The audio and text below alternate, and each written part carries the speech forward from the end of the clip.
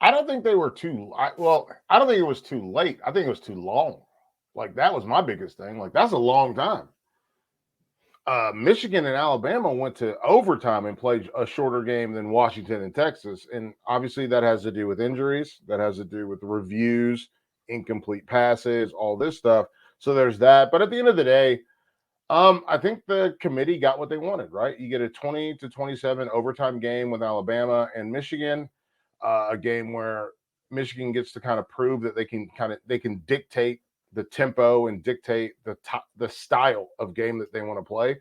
And then on the other side, you get a game that we thought was going to be electric. We talked about it last week, right? Like we thought this game was going to be electric, and it was. And it was Sark was in his bag. I mean, Texas wasted several plays. Texas wasted several plays on a hole. They wasted plays on a illegal formation. Wasted a play on a illegal motion. So they wasted some plays that were really good.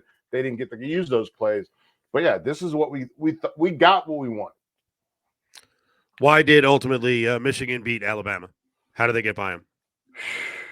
So it's a combination of things, right? And so for one, the pressure was great. They brought pressure. Mike Sainer still, I said going into it, I think he's the best player I think he's the best defensive player in the college football playoff this year, and he kind of proved it out to be. He affected three phases of the game, right? He was a guy that was active in coverage. He was a guy that was active in making tackles in the run game, and then he was also active in their blitz package. So they pressured a lot. They brought 5- and 6-man pressures a ton, and the other part, flip it over, and I'm sure this is the way Bama fans see it, our center didn't do his job, and they had several bad snaps that killed drives, and Alabama was about to start cooking.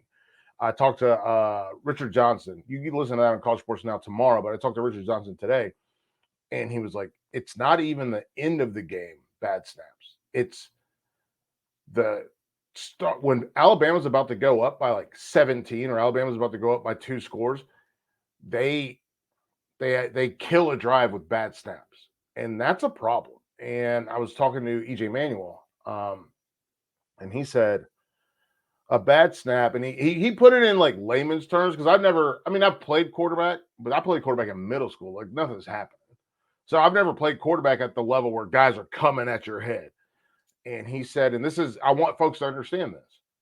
He said, imagine if you go to pick up your cell phone, like, you put in the cup holder or whatever, you go to pick up your cell phone in your car on the highway, you're doing 70, and then you drop it. And you drop it into the well, like into the passenger side where the feet go.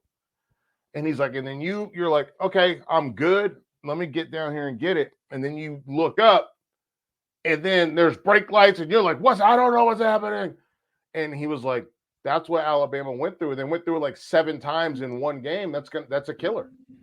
I love that comparison. I was trying to think of a good comparison. And I want to talk to quarterbacks too about just how much it screws up a play. And the game's way too fast to be having to deal with freaking ground balls coming back your way. On the other side, the other game, let's give more credit to Washington here against Texas, because Texas did screw up at the end of the game, not capitalizing, not being efficient. It is very interesting to me that the takes on Michael Penix, and I'm glad to see it, but it is amazing how many people I just don't think watched him this year, and just how good he is and how effective he is moving around the pocket, which, by the way, when draft comparisons come up, do not compare him to Michael Vick because they're lefties, as Michael Irvin did. He is a good mobile quarterback, but within the pocket and behind the line. And you saw that. He's tough. Yeah, he's tough. Here's the thing. He ran more in this game than he's ran all season. He can do it, but he does not do it. He did it because he needed to. The reality for him is he moves in the pocket. This guy moves in the pocket and finds time. Time is the key for Washington. Time is the key. Time matters. Time matters on both sides of the ball. I've said it many times. I'm going to continue to say it again. But time is what matters for Washington. If he can buy time, whether it's on a half roll, a full roll, in the pocket, and then a step up to step out, time is what matters for Penix and Washington. Because when you have Odunze, when you have Polk, when you have McMillan, when you have West, and here's the thing, time's not just those guys getting down the field, because it does take time to run 20 yards down the field, but also to get the ball to Westover as his fourth read, it takes time to get to Westover. and time matters. And so Penix did everything he could to buy time and to figure out time. And this guy threw for over 400 yards, like against a defense that we all know, like they're big up front. They're stout. Texas is stout. They're big up front. Washington ran for 100 and something yards, but at the end of the day, the reality of it is nobody had a really good game running the football against Texas this past weekend. No one was like proud of their rushing effort. You run 21 times for 49 yards. That's not good. So it's one of those things where they were able to figure out time and buy themselves time. And that's to me, that's the biggest question going into Michigan, Washington national championship game. If Washington can find time, Washington can win. Definitely want to break that down. Michael Felder is with us from Learfield and Bleacher Report. The other thing I wanted to talk about with Washington, as people are watching, I'm wondering how many looked out there and they're like, my God, these receivers are talented. Yep. They're big. How do they get all these guys? Because it's not just DeBoer. Sometimes someone takes over, and obviously Penix was the key, bringing him in from his experience in Indiana. But this thing has been building for a while. That has always been a place that could recruit. Now, it hasn't done it consistently, but they put this team together over the course of 3 or 4 years. They have, and it's one of the things. Chris Peterson did a really good job. Once he realized that he had to like challenge people, because he came in. Because here's the thing with Coach Pete, he came from a place where he gave kids a chance. Washington, you're not giving someone a chance. Washington is a bunch of guys that are like, you got to tell me why I should be here instead of why I should be there. Those are two different things, right? Like, it's like, listen, you're trying to woo a model, and the model's already trying to be wooed by a bunch of different people. You got to show her your advantages, and that's what it is. And so he found a way to woo some models, got them in, and then Jimmy Lake, they liked him, but he kind of drove the car off the cliff. But at the end of the day, those guys stayed there because they liked. That's the thing that Coach Pete sold, was being in Washington, being in Seattle, being at that school. So they stayed. They didn't jump into the portal. They stayed. And so as these guys stay, and you're right, it's an older football team. This is for folks listening, this is kind of like in the NCAA tournament. When you get a team that's just got guys, you got fifth-year seniors, right, and you got 4-year players. In COVID years, you might have, with the COVID, you might have 6-year players. They love who they're with. They like their friends. They love being there. Maybe they've got a girlfriend that's there, and they're like, I'm not leaving her. Absolutely not. I'm sticking with it. But they did a great job of that. And then you bring in DeBoer. And DeBoer is a guy, obviously, most folks know him from Fresno State, but this is a guy that like comes in and he's like, okay, I see what I got. Give me Penix. Give me Michael Penix Jr. And I can make this shake. And that's what he did. He makes it shake. He makes it go. And Penix reminds me. So there's two things I'll say. Penix reminds me of Russell Wilson when he went to Wisconsin. A guy who fit into the locker room, that players liked, that players cared about, that players wanted to play for, wanted to play with, and wanted to win for. And then he also reminds me from a physical standpoint, he reminds me, and it's not his athletic ability, his throwing motion. And I was talking to Wayne Cook. Wayne Cook played at UCLA, does sideline at UCLA. He reminds me of some weird hybrid of Lamar Jackson and Phillip Rivers. No one was expecting Phillip Rivers. But Penix has this shot put, but he has the quickness, that suddenness that Lamar Jackson has. And he's able to get the ball out fast, get the ball out on target, and make it work. And I'll say this, and for folks watching, watch when he moves to his right. Because I think that's the most interesting part of the game. And I understand people talk about Vic because Vic was a lefty as well.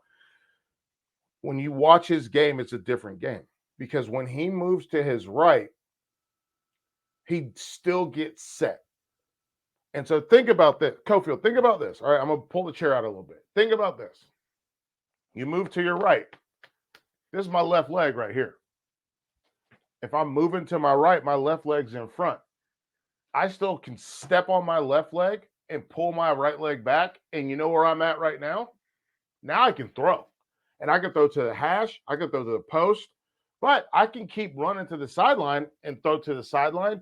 Defenses aren't built for that. Defenses aren't ready for that. Defenses don't understand what to do with that because all you ever get taught as someone who played defense in college, all you ever get taught is if he rolls, come down, and come over, because he's not going to throw across his body. But he's not throwing across his body because he's got that open side. And that's the thing that I think is really interesting about the way that DeBoers, I think about the way that Penix plays. That's something that's very interesting to me because he can throw back here, but it's not a backside throw. It's a throw where he has his body fully open. Yeah, I also want to mention other things on the roster real quick with Washington, and then there's a Vegas tie. There's multiple Vegas ties, and that is Roma Dunze was recruited by everybody. So they beat out Alabama, they beat out SEC schools, Big Ten schools. So that was a high-level recruit. The flip side of that is Ulofoshio, who is one of their leaders at linebacker. He was a walk-on. He had no offers, basically, coming out of high school. Bishop Gorman goes up there, walks on, and now look what he's turned into. So, a lot of these rosters are made up by you have 5 stars, and then you just have great stories and great talent evaluation. Well, Elijah Jackson, another guy that wasn't highly touted, but he made the biggest play of the game with 1 second to play. Like, come on.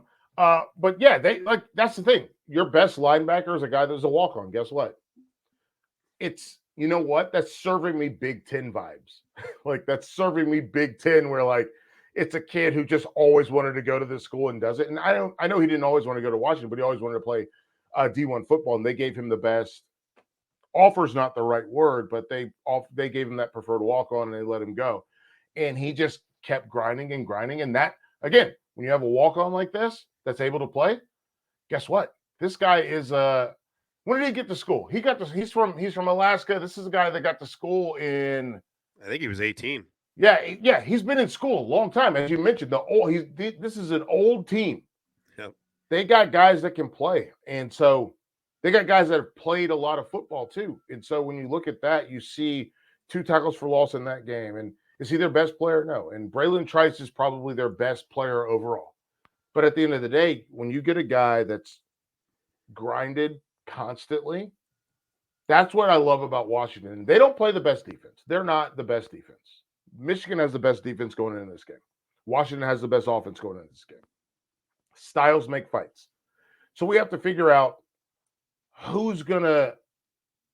is Michigan going to wrestle them down to play at their level, or is Washington going to fly high?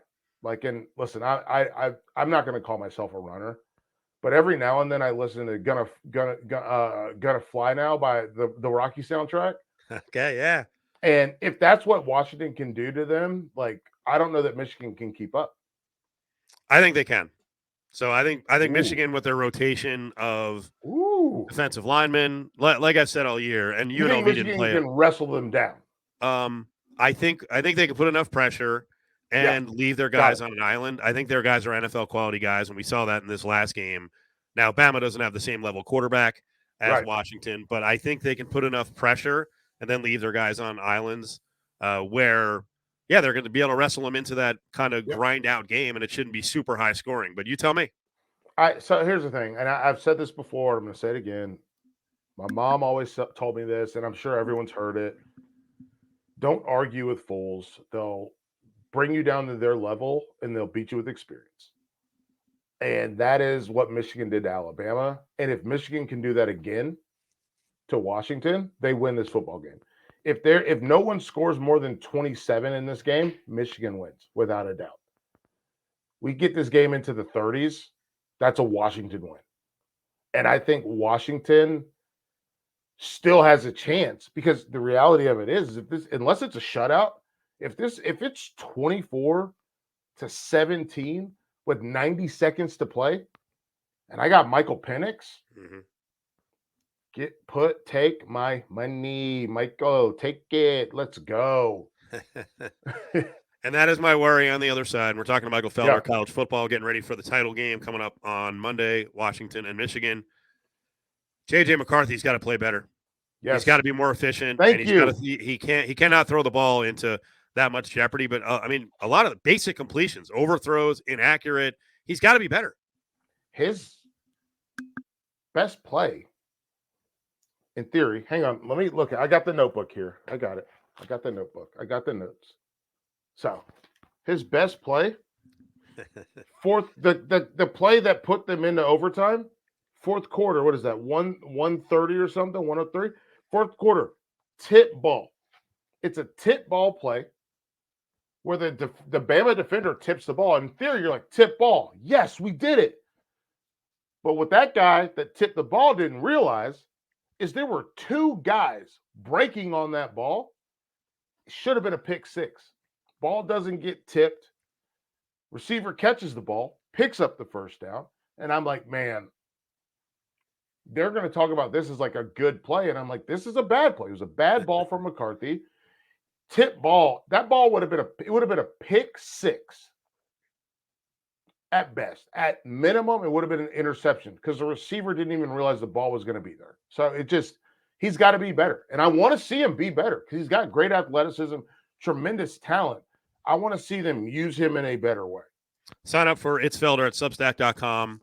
Great stuff about college football, all the shows that Michael's doing, his family life, his life as a home chef.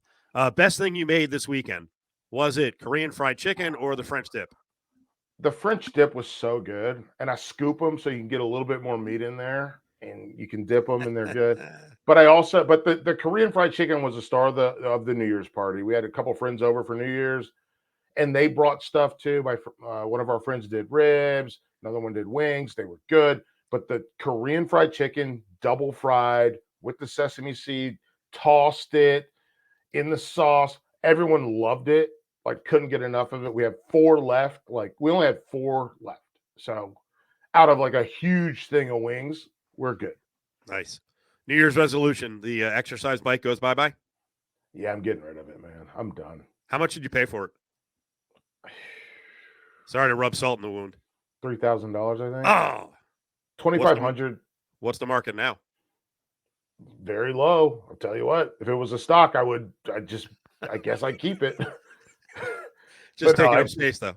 Yeah, it's just taking up space, and like at the end of the day, like I'm having a good time running around the neighborhood, and like yesterday was really cool. Like, we're running in the neighborhood and seeing all the Christmas trees out, and everyone's like, "We're done. Let's get back to normal," and that's how I felt too. Let's do a little postmortem here on Alabama. Yeah. So we're seeing some guys going to the transfer portal. Yep. I'm always kind of leery when guys leave Georgia and Alabama. A lot of times they just simply can't play, but they've got guys who played, like the center. And we mentioned earlier, I mean, that was a terrible game for McLaughlin, however you say his last name. I mean, he's going to land somewhere. He's a massive dude. He has a lot of experience. Yes. I want to explain to people, and I'm trying to do it in as many interviews and open talk on Cofield Company as possible. While people get angry and they think the kids are to blame in the portal, I'm telling you, I don't know what the number is. I'll say 30%. But I'm telling you that many of the kids who go in the portal go into a meeting with their coach and they are told, please leave. Find a way to go. It's not always, oh, this kid thinks he's going to better himself. No, they don't want him. And I wonder if it got to that with Saban, where he's like, gee, damn it. Ground balls all year. Son, you got to go somewhere else. Find a new home. Yeah. Honestly, I don't even know if he got a meeting. I bet he was like, hey, man, this was bad. I don't want to talk to you. I'm done. I'm out. But you're 100% correct. And so I remember when I first started in this industry, people didn't understand the idea of processing someone out of a program. I did, because I almost got processed out at UNC. When I got to UNC, we played cover 3. We played like Iowa, basically. That was what we were doing. We were bad at it. But that's what we were doing. And then we came in, and a new coach wants to play cover 2, too high. Michael Felder, as a safety, can't play too high. Not in college. I'm not fast enough to do that. Can't do it. I can think on my feet, but I'm never going to get there. And so they're like, okay, well, you do this or you do that. And then we also had defensive linemen that were like, I'm a stand-up linebacker, and they move you to defensive line. When Butch Davis got there, those guys that got moved to defensive end, he was like, can't do nothing with you. Why don't you go play defensive tackle on a scout team? And they were like, oh. He's like, you can leave. But otherwise, this is going to be what you're going to do. And that's just the reality of college football. Nick Saban's done the same thing. Folks for a little while had a problem with him. But the reality of it is they'll make your life miserable. And playing football when you're miserable is one of the hardest things that you can do. It's horrible. It like to wake up every day at 5:30 to go to lift at 6 to go play a position you don't want to play, to go do a thing you don't want to do because the coach is trying to make you quit. The portal's made it easier for guys to be like, this is the plan? I'm out. Because this sucks. And that's just the reality. Yep. So again, lesson everyone out there following this, when you see a kid go from one program and then maybe go down a level, it's not always his choice to go down a level. Maybe they wanted to stay around. So stop being mad at the kids in the transfer portal. It's absurd. All right, Michael. Well, glad you had a good New Year. I'm glad the kid is not sick. I was reading the elementary school had the sick bomb as well. So glad people are getting through it. She's got a class of 17 people, and 12 of them were just put down for like 6 days. So it's good that she's not sick. We are ready to rock and roll. Go do your thing. I know you got more show to do. I thank you for having